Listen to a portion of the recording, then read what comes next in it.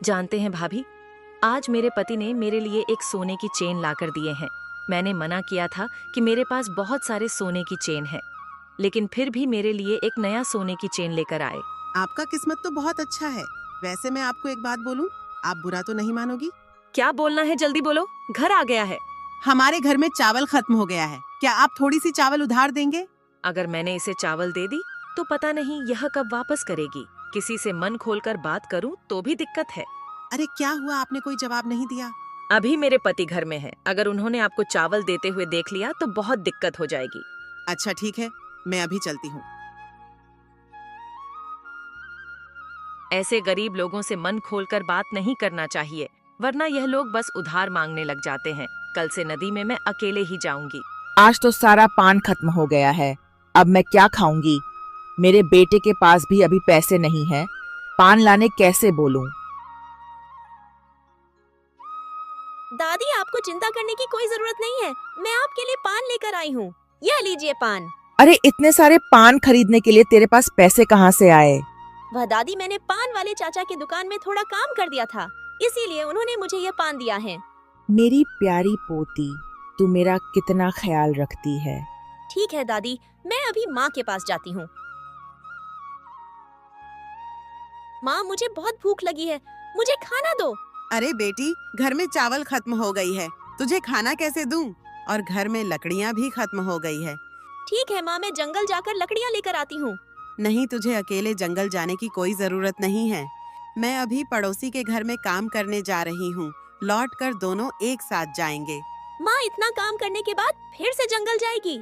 इससे अच्छा तो मैं ही जंगल जाकर लकड़ियाँ लेकर आती हूँ।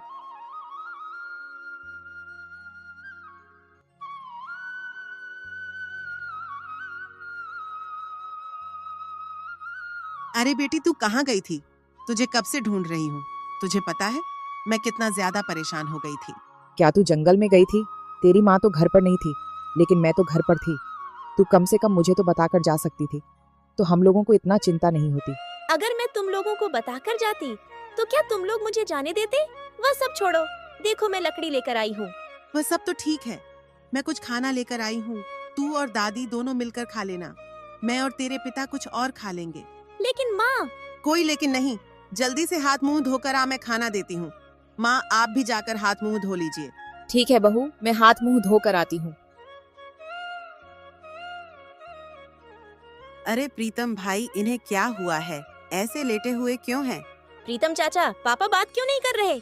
दरअसल विक्रम भाई पेड़ की लकड़ियां काटते टाइम पेड़ से नीचे गिर गए थे और इन्हें ठीक होने में काफी टाइम लगेगा। ये सब आप क्या बोल रहे हैं? जैसे तैसे करके एक टाइम खाना मिलता था, लेकिन अब तो वह भी नहीं मिलेगा। हे भगवान, ये आपने क्या किया? आप सभी शांत होइए। डॉक्टर ने कहा है इन्हें रोज दवाई देना पड़ेगा, वरना उनके जान को भी खतरा हो सकता है। ये सब क्या बोल रहे हो? मुझसे पहले मेरा बेटा चला जाएगा। दादी, पापा को कुछ नहीं होगा। प्रीतम चाचा, पापा को अंदर ले जाने में मदद कीजिए। मैं अभी चलता हूँ, अगर जाने में देर हो गई तो मालिक मुझे काम से निकाल देंगे। मेरे बेटे के भरोसे ही तो यह परिवार चल रहा था, अब यह परिवार तुम कैसे संभालोगी बहू? भगवान सब कुछ ठीक कर देंगे, आप चिंता मत कीजिए माँ जी। अब मैं क्या करूं? घर में चावल नहीं है, कल से सभी लोग भूखे हैं और उनके दवाई भी खत्म हो गई है। पड़ोसी के घर में काम करता था, उन्होंने भी काम करने से मना कर दिया है। माँ, आप यहाँ बैठकर क्या सोच रही हो?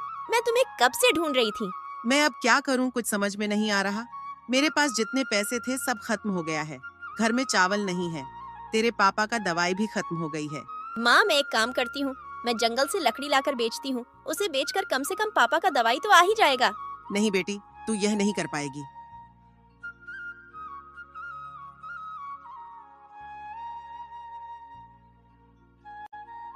अरे यह क्या, इस हिरण को तो चोट लगी है, जल्दी से मैं इसे पट्टी कर देती हूँ। अब तुम चिंता मत करो, मैंने तुम्हें पट्टी कर दिया है, अब तुम धीरे धीरे ठीक हो जाओगी। तुम्हें बहुत बहुत धन्यवाद, तुमने मेरी जान बचाई है। और तुम जंगल में अकेली क्यों आई हो? अरे तुम तो बात भी कर सकती हो। दरअसल मेरे पापा की तबीयत खराब है और घर में खाने के लिए कुछ भी नहीं है, इसीलिए मैं जंगल से लकड़ियाँ लेने आई हूँ। तुम तो बहुत ही नेक दिल हो, क्या मैं तुम्हारी कोई मदद कर सकती हूँ? तुम कैसे मेरी मदद कर सकती हो? तुम्हें तो चोट लगी है। दरअसल मैं एक जादुई हिरण हूँ और आज से हर रोज तुम्हें एक सोने का सिक्का मिलेगा, जिससे तुम्हारी सारी गरीबी खत्म हो जाएगी। धन्यवाद जादुई हिरण। अभी मैं चलती हूँ और मैं तुमसे जंगल में मिलने आया करूंगी।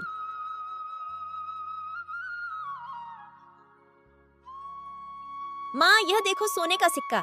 मुझे जंगल में एक घायल हिरण मिली थी जिसकी मैंने मदद की, और वह हिरण एक जादुई हिरण था, और उन्होंने ही मुझे यह सोने का सिक्का दिया है, और मुझे रोज एक सोने का सिक्का मिलेगा। बेटी, क्या तू सच बोल रही है? हाँ माँ, मैं सच बोल रही हूँ। कुछ महीनों बाद विक्रम धीरे धीरे ठीक हो जाता है। अब इन लोगों की गरीबी भी खत्म हो जाती है और सब सुख शांति से रहने लगते हैं।